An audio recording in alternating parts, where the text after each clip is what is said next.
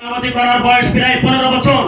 আমার এই 15 বছরের অভিজ্ঞতাকে আমি বলতে পারি, হাজারো বার মসজিদের মেম্বার থেকে পর্দার কথা বলা হলে, যাকাতের কথা বলা হলে, লুটের কথা বলা হলে, ডাকাতির কথা বলা হলে, নামাজের কথা বলা হলে, তুলনামূলকভাবে একজন লোক যেইভাবে নামাজ পড়ার কথা, যেইভাবে এগিয়ে আসার কথা, যেইভাবে অসৎপথ থেকে সৎপথে আসার কথা, যেইভাবে লুটেরা ডাকাতি বন্ধ হওয়ার কথা, সেইভাবে বন্ধ হওয়ার পরিপ্রেক্ষিতে বরং আমরা লক্ষ্য করেছি প্রত্যেকটা কথাকে শ্বাসরুদ্ধ অবস্থায় বন্ধ করে সেখানে লুটেরা ডাকাতি খুন খারাপি প্রতিষ্ঠা করার জন্য গভীরভাবে ষড়যন্ত্র করেছে।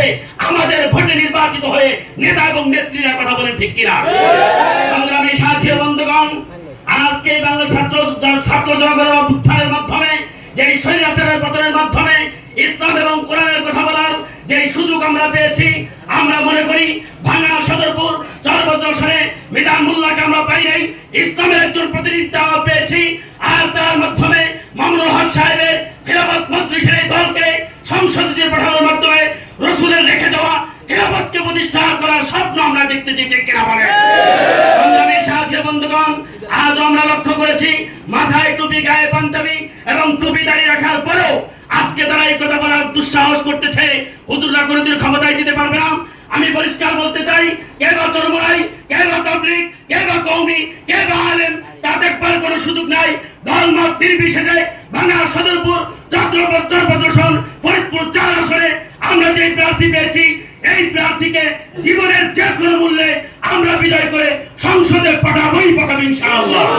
সংগ্রামী সাথী বন্ধুগণ, আমি আমার লিডারকে বলবো, আপনি আমাদেরকে ডান দিকে রাখবেন, বাম দিকে রাখবেন, সামনে দিকে রাখবেন, পেছন দিকে রাখবেন, যতক্ষণ পর্যন্ত এই শরীরের মধ্যে রক্ত সঞ্চার থাকবে ততক্ষণ পর্যন্ত বাংলাদেশ সদরপুর চরবদ্রসন ফরিদপুর 4 আসনে কিয়ামত প্রতিষ্ঠা করার জন্য চেষ্টা করবে ইনশাআল্লাহ, ঠিক কিনা বলেন?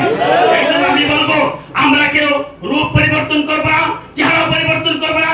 ডক্টর ইকবাল বলেছেন, হাল তেরা চাল है, मकसूद तेरा माल है, क्या जब तेरा चाल है, लाखों कम भागा दिया।